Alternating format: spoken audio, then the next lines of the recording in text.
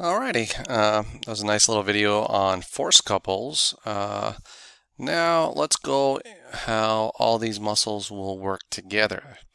Because at the end of the day, it doesn't really matter if you just train your quads or train your hamstrings. You want everything to work together, whether it's agonist, antagonist, concentric, eccentric, synergistic, fixator, whatever the case may be, all the muscles have to work together, and that takes a lot of neuromuscular control. So muscles with multiple agonist actions, they attempt to perform all of their actions when contracting. So cannot determine which actions are appropriate for the task at hand. Actions actually depend upon several factors. So the motor units activated, joint position at the time of the contraction, the planes of motion allowed in the joint, axis of rotation, the muscle length, and the relative contraction or relaxation of other muscles acting on the joint. So there's a lot of things, a lot of factors that play a role here. Now, two muscles may work in synergy by counteracting their opposing actions to accomplish a common action. I'll give you examples of this. So let's look at examples of roles in kicking a ball, and then I'll show you a nice little video, biomechanical breakdown of kicking a ball. It's pretty involved, and you don't think about it, of just kicking a ball. And when they say ball, we'll look at a soccer ball, or in other countries, that's the football, right? So muscles primarily responsible for hip flexion and extension, knee extension, are the agonists. Hamstrings are antagonists and relax to allow the kick to occur. Preciseness of the kick depends on the involvement of many other muscles, such as the calf, the hip flexors, the adductors, the abductors. Now, the lower extremity route and subsequent angle at the point of contact during the forward swing depend on a certain amount of relative contraction and relaxation in the hip abductors, adductors, internal rotators, external rotators, acting in a synergistic fashion to guide the lower extremity precisely. So every single muscle group has to work together synergistically for the kick to be perfect. A perfect example is Lionel Messi. That guy's unbelievable, right? I mean, everything has to work together, and a lot of that is muscle memory and neuromuscular control. These synergistic muscles are not primarily responsible for knee extension and hip flexion, but contribute to the accuracy of the movement. This is in refining the kick and preventing extraneous motions. So these synergistic muscles in contralateral hip and pelvic area must be under relative tension to help fixate or stabilize the pelvis on that side in order to provide a relatively stable base for the hip flexors on the involved side to contract against. The pectineus and TFL are adductors and abductors respectively, in addition to flexors. Now, abduction and adduction actions are neutralized by each other, so common action of the two muscles results in hip flexion. So they're working together to create power in hip flexion. So antagonist muscles produce actions opposite to those of the agonists. So if we look at elbow extensors, are antagonists to elbow flexors. Now, return movement to the hanging position at the elbow joint after chinning is elbow joint extension, but the triceps and coneus are not being strengthened. Elbow joint flexors contract concentrically, followed by eccentric contraction of the same muscle. So that eccentric concentric action, you want to make sure you understand what's going on. Now, antagonist muscles produce actions opposite those of the agonist. Specific exercises are needed for each antagonist muscle group. So a muscle group described to perform a given function can contract to control the exact opposite movement. So here, look at this. Here's 10 kilos. Now here's the biceps contracting concentrically, but then here's a biceps contracting eccentrically to lower. So right here, it's not the triceps that's doing anything, right? You would think with elbow extension, it's triceps, but the triceps is relaxed. It's really the biceps that is eccentrically lowering that down. Okay, so you want to understand that. So here's a concentric movement and there's the eccentric. Now, if I wanted to build girth in the muscles, and really the lowering phase, the negative phase, would actually cause more girth. So you see a lot of people at the gym that do bicep curls and they just drop it down. They contract and they just drop it down. You're only getting 50% of the workout. You should actually go lift as amount of weight that you can slowly and safely lower down with good control, and you'll actually get better results. All right, determination of the muscle action. Well, it depends on a variety of methods. So you got to consider anatomical lines of pull, the anatomical dissection, the palpation, models, EMG, and electrical stimulation. So we'll talk about EMG because I think that's very good. Now, you can palpate a muscle using the sense of touch to feel or examine a muscle as it contracts.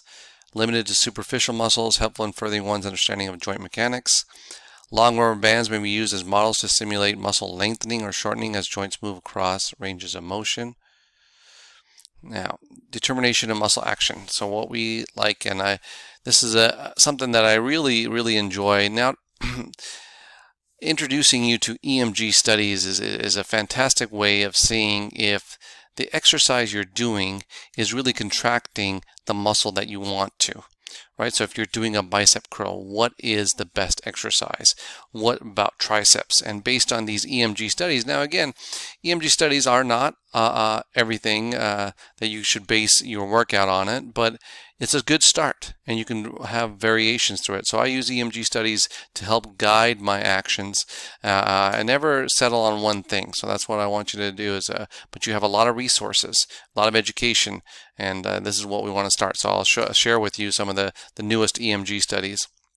So, utilizes either surface electrodes which are placed over a muscle or fine wire or needle electrodes placed in the muscle. As the subject moves the joint and contracts muscles, the EMG unit detects the action and potential of muscles and provides an electronic readout of contraction intensity and duration. Most accurate way of detecting the presence and extent of muscle activity.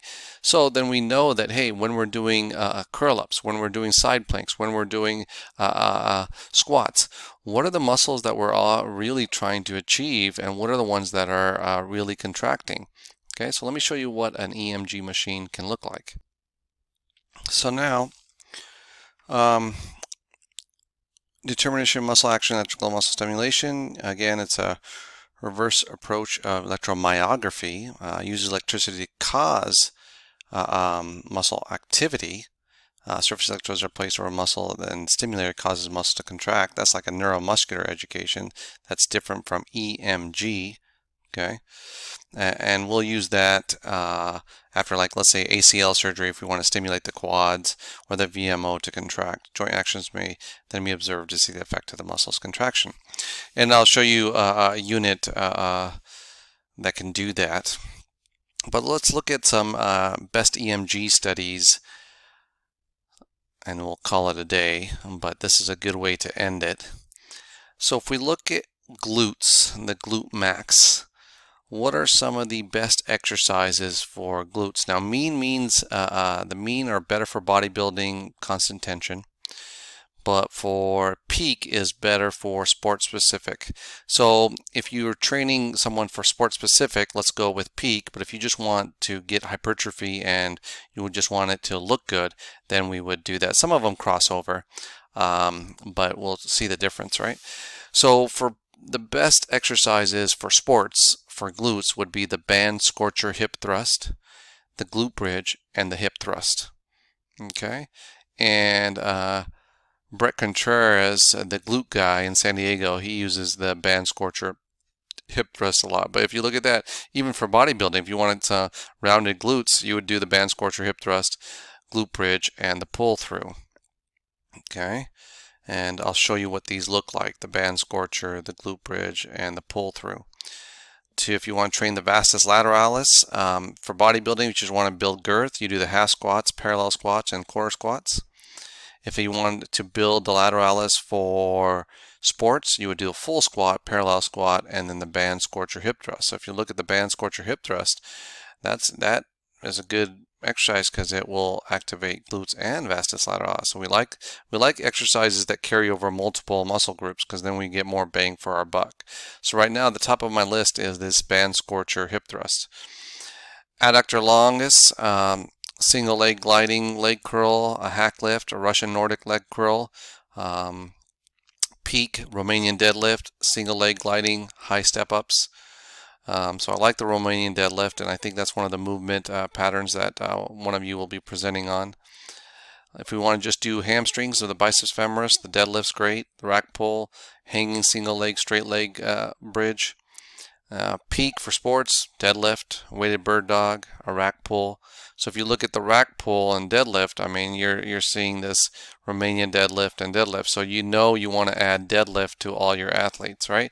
You want to add band scorcher hip thrusts. So you're building a nice little routine for yourself and your athlete there. And then for gastrocs, you can do heavy lever calf raises, parallel squats, heavy lever calf raise, pause lever. These are those machines that you can do.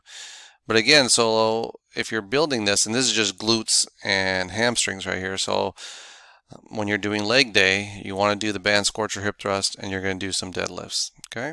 So now let's go to the pecs and triceps. So you're doing chest day.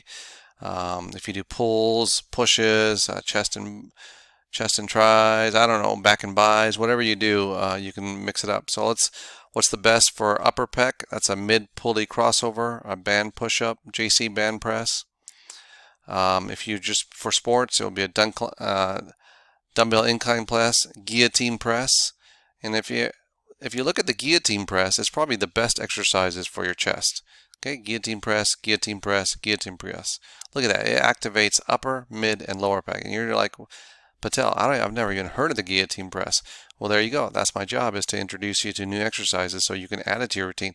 But never do the guillotine press by yourself. You must have a spotter, because just like it sounds, a guillotine will land right on your throat and probably kill you. So be careful. All right, don't be dumb. Mid pec, we like dumbbell bench press, floor press, the fly. Again, the guillotine press, dumbbell bench press, and the fly for the mid pec. And the lower pec, which a lot of times people forget, but weighted dips are good. Again, guillotine press, fly. And when you're like, man, Patel, that guillotine press is a hidden gem. You're right. Not a lot of people do it. I'll show you how to do it. Medial triceps, rope extension, cable extension, rope extension. So you know the triceps. Okay. Biceps, you got the weighted parallel, weighted chin. So if you just want for sports, you can do weighted chin-ups, weighted wide parallel grip pull-ups, or the easy bar curl. For lats, you can do the weighted chin-up. So look at this, you get biceps and lats a little bit with the weighted chin-up, weighted pronated grip. Okay. Weighted pronated grip, you'll get more lats. Okay, if you change the grip, parallel grip, you'll get more biceps. Okay, so changing the grip does make and then underhand grip with the feet elevated and an inverted row, we'll get some lats as well. Okay, so mid trap, dumbbell bent over row, prone trap raise, dumbbell bent over row. But here's what I want you to focus on for lower traps, especially since you've been sitting on the computer a lot. So we want to do dumbbell elbows out, chest supported rows. Okay. Prone trap raises and dumbbell bent over row. So these are the best exercises here. Prone trap raise, and I'll show you these here. What about shoulders, front delt? Usually you'll get front delt with a lot of things. You know, I'm not a big fan of military press or incline press, but if you want your front delts, middle delt, that's the band face pull, lateral raises, and cable lateral raises. If you want that nice rounded Dwight Howard look, right? That guy's got some mean shoulders, right? This is pretty good. Real delts, you get the band face pull. So if you look at this, the band face pull will get you middle and rear delt, so you might as well do that, the 2-for-1, right? And a bent over. So you want to try to find exercises that give you a lot of stuff. Upper trap, I hardly would recommend working the upper trap, because you already have upper trap tightness, and if you have weakness in your middle delt, you'll substitute with the upper trap. So I'm just showing you this EMG, but I wouldn't put this into your routine at all. All right. There we go. Good stuff, I hope. Now let's look at some of those exercises.